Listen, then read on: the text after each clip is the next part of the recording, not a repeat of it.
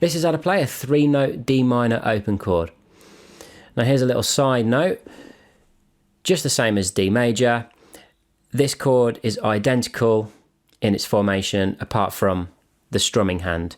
The only difference is between this and the standard open chord is that you're going to be strumming 4 strings with your pick with the open chord, and with this particular 3-note version, of course, you're going to be strumming 3 strings.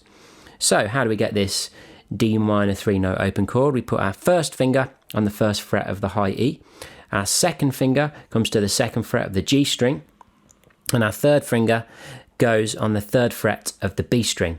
Now this may feel like a bit of a stretch, okay, especially if you've not done it before. You will probably find that your first and second fingers can get to the optimal fret position, but your third finger is probably going to sit somewhere in the middle of the fret, just where mine is there. Obviously this can be different from person to person depending on hand sizes and etc, etc. But that's what I find for me. The first and second fingers find the optimal position just fine, but the third finger is just comfortable sitting in the middle of that B string.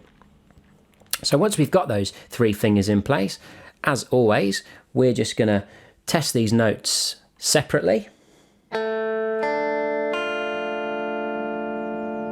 And then we're going to test them together.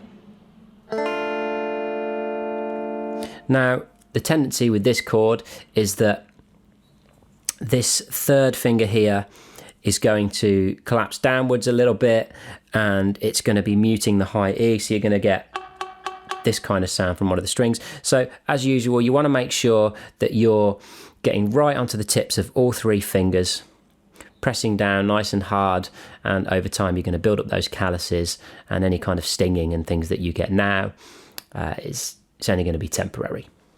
And that's how you play 3-note D minor chord.